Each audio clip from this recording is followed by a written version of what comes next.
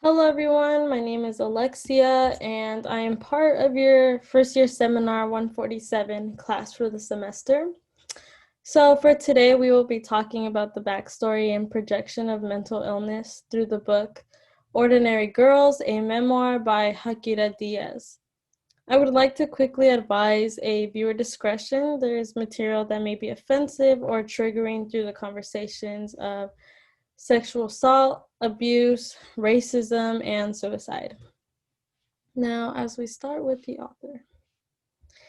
Now, Hakira Diaz was born in Puerto Rico but raised in Miami. She gives us a quick insight about her lifestyle growing up and how that forged the path for her life. She lived in the Puerto Rican housing projects, usually referred to as El Caserio. The neighborhood was made up of government housing and had something of usually a dangerous reputation. Ordinary Girls had won many awards, such as the Whitting Award for Nonfiction, Florida Book Awards for Gold Medal, and 2020 Lambda Literary Awards. Now, behind the idea. Diaz gives us the insight of her family's relationships. She deals with her mother's case of schizophrenia and addiction. Her mother is always taking drugs and having sexual affairs with other men while they were living in small motels. From a young age, Diaz had also have to go through her constant abuse from her brother. She was also very worried about her rocky relationship with her father. She had always been very close to him, but after so many years of her getting into trouble, she started noticing that he had started distancing himself more often.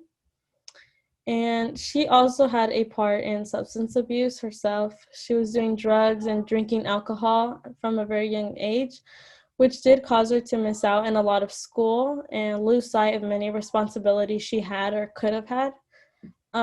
She was always in the streets or on the beach with her friends doing some type of substance or just getting into plain trouble. Diaz also explains how she's had many failed suicide attempts, and she goes through many moments where she thinks about whether or not her family will miss her or even notice if she wants to kill herself. We see she takes a lot of her mother's prescription drugs as well as washing them down with cleaning solution. And at some point, she just wanted her family to see and notice what she was going through. So she would swallow pills when her mother was around, but her mother really never cared to notice. Down below on the slide is also the 24-hour suicide hotline. If you ever feel like you are in danger or feel like you may harm yourself in any way, do not be afraid to call the hotline because they are always there for you. Now, the big question is, what is schizophrenia? Schizophrenia is a long-term mental disorder of a type involving a breakdown in relationship between thought, emotion, and behavior. This can usually lead to faulty perception, inappropriate behavior, and especially withdrawal from reality and personal relationships. From early on in the book, Hakira had started noticing her mother's symptoms of schizophrenia, which one of the biggest, especially to Hakira, was abuse. Also, some early symptoms that Hakira had noticed were hallucinations, delusions, and compulsive behavior. For example, in the book, Diaz explains that her mother was constantly moving throughout the area because she felt as if a strange man had been following and watching her, but no matter how hard Diaz helped her mom look for the man, there never usually was anyone there. Now, this is one of my favorite quotes from the book. And if I could reach back through time and space to the girl I was, to all my girls, I would tell you to take care, to love each other, fight less, dance, dance, dance until you're breathless. And goddamn, girl, live.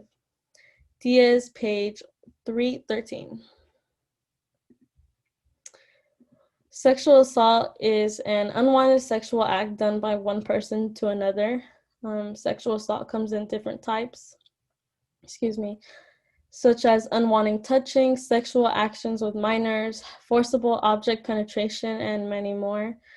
In the book on page 138, Diaz explains when her friend Chris had raped her and she was only 13 years old.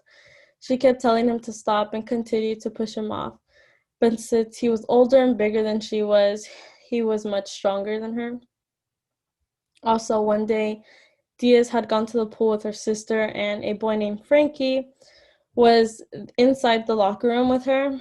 Frankie was considered the neighborhood creep, and he kept bothering her to show him her breasts. And since he would not stop asking her, Diaz had opened her towel and showed him very quickly, only to get him out of the bathroom.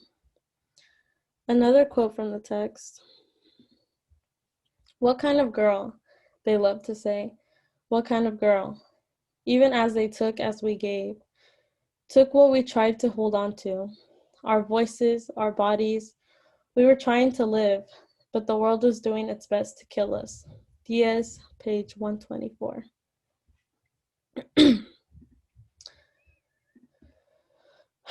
From when Diaz was little, she had been experiencing some moments of depression. She lived in the type of household where you did not really have a great wall of emotional support, and especially having to learn how to protect herself from the outside world starting at a young age, it was really difficult for her. There were times where she had thought about swallowing pills or jumping off a building, and she once explained that there was a woman that had jumped off the building, and she expressed that she was jealous of her because she had done it first. Other times she would swallow pills and wash them down with the soap. And when she would try her suicide attempts, she would fall asleep in hoping of never awakening, but she always woke up sick and throwing up. Now, racism. Diaz had a very racist grandmother. Ironically, her grandmother's name was Mercy. She was her maternal grandmother. And in case of confusion, the maternal grandmother is the grandmother on the mother's side. Her grandmother was racist because Diaz came out with very dark skin. And especially all that time she has spent outside in the sun, she just got a lot more tanned. And her grandmother just did not like the way her hair was, which was frizzy and curly like her father's hair. Her brother Anthony, though, was the only one born with pale skin and green eyes, and which made not the threats, but the comments from her grandmother that Hakira and her sister Elena just looked like a black family, just separating them out as if they didn't fit into her family because their skin was just darker than hers and they didn't have green eyes, they had brown. Her grandmother also would never let her forget that it was her dad's family fault for the way she looked. I just want to say, just quickly, this is my works cited. But this book is actually it's a good book for awareness, and I recommend this book to anyone who hasn't read it yet. It talks about a lot of things that may be happening in today's world that doesn't really been talked about a lot, and especially in the Latinx community. So I feel like this was a really good book for anyone, and I recommend it to anyone. I just want to say thank you so much for listening.